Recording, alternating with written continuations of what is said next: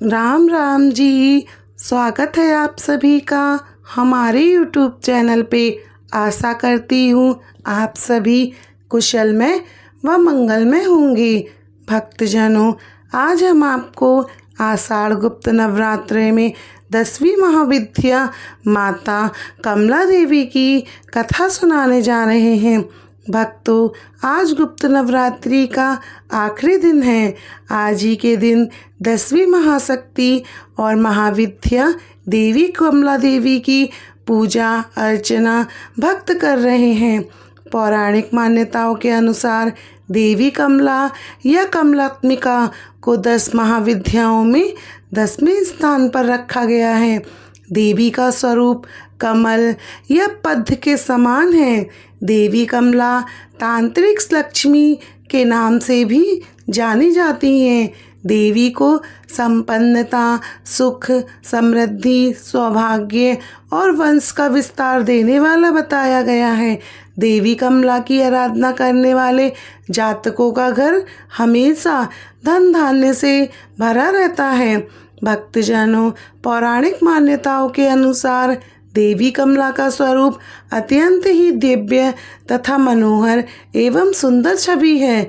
देवी कमला की उत्पत्ति समुद्र मंथन के समय हुई थी। देवी कमला ने भगवान विष्णु को पति स्वरूप में वरण किया था। देवी कमला चतुर्भुजी है। देवी कमला के प्रभाव की कथा समुद्र मंथन से जुड़ी हुई है। समुद्र मंथन के समय देवी भगवती अमृत कलश लेके निकली थी।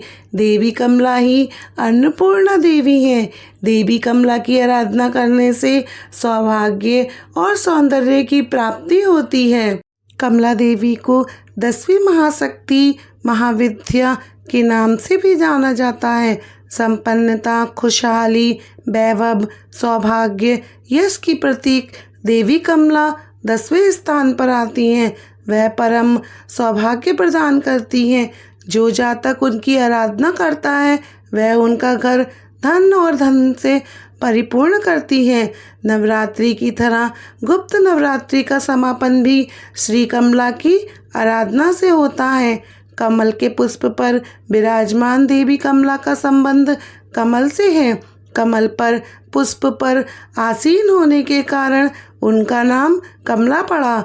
देवी को कमल पुष्प अति प्रिय हैं।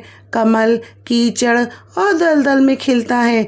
इसका अर्थ है यदि नकारात्मक परिवेश होने पर भी देवी सकारात्मकता की तरह ही रहती हैं। और स्वच्छता, पवित्रता देवी भगवती को अति प्रिय है। उनका अलग से ही श्रीकुल है। उनको प्रकाश प्रिय है। देवी को अंधेरे से नफरत है। वह नारायणी हैं। भगवान विष्णु के साथ गमन करती हैं।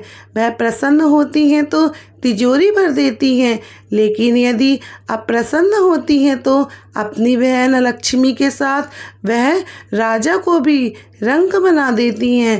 देवी की आराधना तीनों लोकों में दानव, दैत्य तथा मनुष्य सभी करते हैं।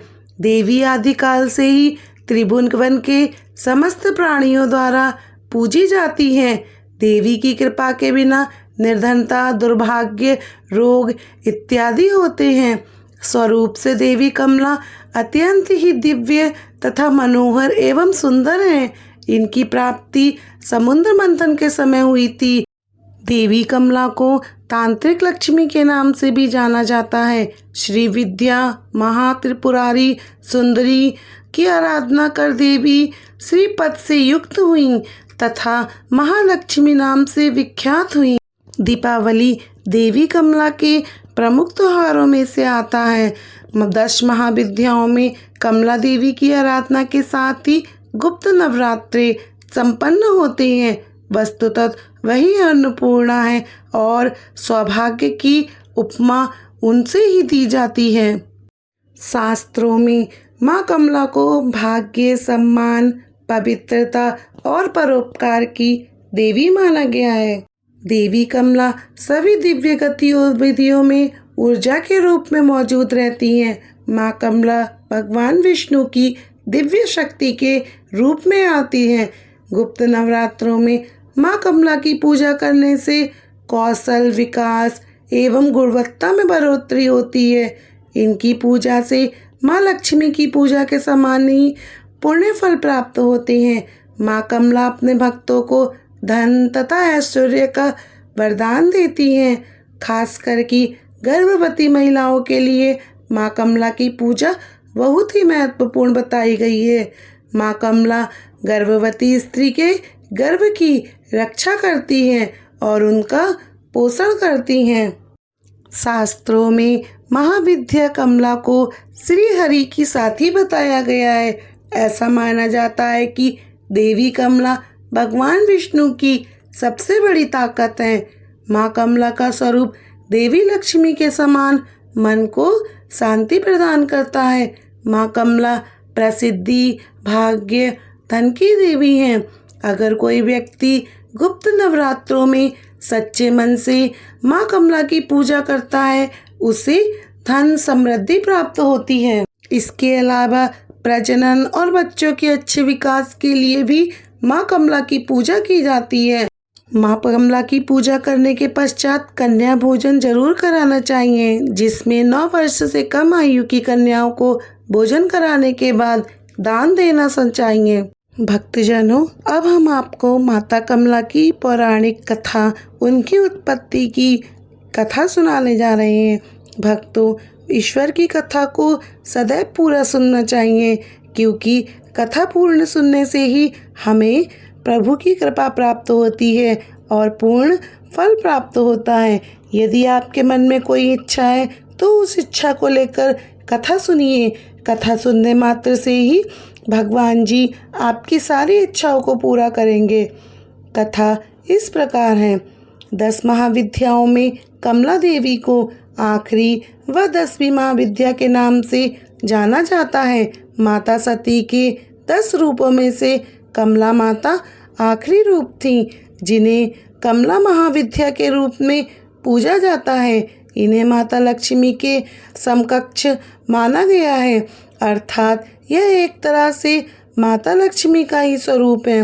माँ कमला की पूजा करने से लक्ष्मी के समान ही फल की प्राप्ति होती है। आपने भी बहुत जगह माँ लक्ष्मी को माँ कमला के नाम से भी संबोधित होते हुए सुना होगा। आज हम आपको कमला माता की कहानी सुनाने जा रहे हैं। क्या आप जानते हैं, कमला माता वैसे तो देवी सती या पार्वती का रूप है, लेकिन उन्हें लक्ष्मी के समान क्यों बताया गया है? अब ये एक रहस्य नहीं तो और क्या है। हालांकि इससे यह स्पष्ट होता है कि देवी के सभी स्वरूप आपस में जुड़े हुए हैं। कमला माँ यह दिखाती हैं कि देवी पार्वती ही देवी लक्ष्मी है और देवी लक्ष्मी ही देवी पार्वती हैं। माता कमला की उत्पत्ति कैसे हुई, इसके पीछे शिव सती की एक रोचक कथा जुड़ी हुई है, जिसके बारे में आपने भी सुन रखा होगा। हालांकि आपने माता सती के आत्मदाह के बारे में ही सुना होगा। उससे पहले क्या हुआ था, इसके बारे में आपको नहीं पता होगा। इसीलिए आज हम आपके साथ सबसे पहले माता कमला की कथा ही साझा करने वाले हैं। यह कथा बहुत ही रोचक है, जो भगवान शिव व उनकी प्रथम पत्नी माता सती से जुड़ी हुई है। हालांकि उनकी दूसरी पत्नी माता पार्वती माँ सती का ही पुनर्जन्म मानी जाती हैं। कमला महाविद्या की कहानी के अनुसार एक बार माता सती के पिता राजा दक्ष ने विशाल यज्ञ का आयोजन करवाया था। चूँकि राजा दक्ष भगवान शिव से द्वेष भावना रखते थे और अपनी पुत्री सती के द्वारा उनसे विवाह कराए जाने के कारण क्षुब्ध थे, इसीलिए उन्होंने दोनों को इस यज्ञ में नहीं बुलाया। भगवान शिव इस बारे में जानते थे, लेकिन माता सती इस बात से अनजान थी। यज्ञ से पहले जब माता सती ने आकाश मार्ग से सभी देवी देवताओं व ऋषि मुनियों को उस ओर जाते देखा, तो अपने पति से इसका कारण पूछा। भगवान शिव ने माता सती को सब सत्य बता दिया और निमंत्रण न होने की बात भी कही। तब माता सती ने शिव जी से कहा कि पुत्री को अपने पिता के यज्ञ में जाने के लिए निमंत्रण की आवश्यकता नहीं होती। माता सती अकेले ही यज्ञ में जाना चाहती थी। इसके लिए उन्होंने अपने पति से अनुमति मांगी, पर शिव जी ने मना कर दिया। माता सती के द्वारा बार बार आग्रह करने पे भी शिव जी नहीं माने, तो माता सती को क्रोध आ गया और उन्होंने शिव जी को अपनी महत्वता दिखाने का निर्णय किया। तब माता सती ने भगवान शिव को अपने 10 रूपों के दर्शन दिए, जिसमें से अंतिम कमला माता थी। माता रानी के यही 10 स्वरूप 10 महाविद्या कहलाए। अन्य 9 रूपों में क्रमश काली, तारा, षोडशी, भुवनेश्वरी, भैरवी, छिन्नमस्ता, धूमावती, बगलामुखी तथा माता मातंगी आती हैं। कमला का क्या अर्थ है, अब हम आपको यह बताते हैं। कमला का अर्थ कमल के पुष्प पे है। माँ सती का यह स्वरूप कमल के आसन पर विराजमान है। साथ ही माता रानी जिस सरोवर में है वहाँ भी चारों ओर कमल पुष्प हैं। माता रानी ने हाथों में भी कमल के पुष्प पकड़े हुए हैं, जिसके कारण उनका नाम कमला देवी पड़ा। अब लक्ष्मी जी को भी सबसे अति प्रिय कमल पुष्प ही होते हैं। उनकी पूजा में भी कमल पुष्प चढ़ाए जाते हैं। इसी कारण कमला देवी के इस रूप को लक्ष्मी देवी के ही समान माना गया है। भक्तों, यह थी माता कमला की उत्पत्ति का रहस्य। माता कमला का स्वरूप कैसा है, अब यह सुनिए।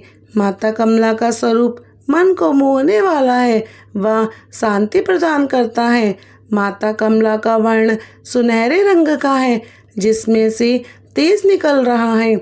उन्होंने लाल रंग के वस्त्र पहने हुए हैं और कई तरह की सोने के आभूषणों से सुसज्जित है। माता ने मुकुट पहना हुआ है, उनके केस खुले हुए हैं। भगवान शिव की भांति भी माता के त्रिनेत्र हैं।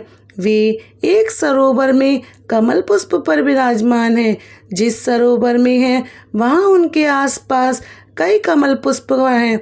माता रानी के 4 हाथ हैं, जिनमें से उन्होंने 2 कमल पुष्प को 2 हाथों में पकड़ा हुआ है तथा अन्य 2 हाथ में वर मुद्रा अभय मुद्रा में है। माता रानी के दोनों ओर 4 हाथी हैं, जो जल से उनका अभिषेक कर रहे हैं। माता कमला का यह रूप अपने भक्तों पर सदा कृपा करने वाला और उनकी सभी इच्छाओं को पूर्ति करने वाला है। जो भी भक्तगण माँ कमला के स्वरूप की पूजा करते हैं, उनकी व उनके परिवार की आर्थिक स्थिति पहले की तुलना में बेहतर हो जाती है। उनके परिवार पर आया हुआ सभी प्रकार का संकट दूर हो जाता है तथा व्यापार में उन्नति देखने को मिलती है। विशेष प्रकार के सुख व वैभव में वृद्धि देखने को मिलती है तथा आर्थिक रूप से छाए संकट के भी बादल छट जाते हैं। भक्तजनों, यह थी माता कमला की कथा। भक्तों, जितना हमसे संभव हो सका उतनी हमने माता कमला की विषय में आपको कुछ जानकारी देने की कोशिश की। भक्तों, माता कमला का महत्व 10 महाविद्याओं में कितना है, यह भी हमने आपको बताया। माता कमला की उत्पत्ति कैसे हुई, यह भी वीडियो में बताई। भक्तों, यह कथा कहने में या जानकारी देने में मुझसे जो भी भूल चूक हुई हो, उसकी दोनों हाथ जोड़कर क्षमा। भक्तजनों, यदि कथा आपको अच्छी लगी हो तो इसे अपने परिवारजन और मित्रजनों में ज़रूर शेयर करें, क्योंकि उनको भी कथा सुनने का लाभ प्राप्त होना चाहिए। भक्तजनों, यदि अभी तक आपने हमारे YouTube चैनल को सब्सक्राइब नहीं किया है तो हमारे YouTube चैनल को सब्सक्राइब करें और बेल आइकन बटन को दबा दें, जिससे कि हमारी आने वाली सभी वीडियो की नोटिफिकेशन आप तक पहुंच जाए। आपका और हमारा रिश्ता यूं ही बना रहे। भक्तों, यदि आपको ये कथा अच्छी लगी हो तो कमेंट बॉक्स में जय श्री राम ज़रूर लिखें, क्योंकि राम का नाम तो सभी दुखों को टारता है। हमारे ऊपर जितने भी कष्ट होते हैं वे सब राम का नाम लेने मात्र से ही दूर हो जाते हैं। इसीलिए अपने जीभ पर राम का नाम सदैव लेते रहना चाहिए। आप सभी को हमारी राम राम जी। जय श्री राम, जय माता दी।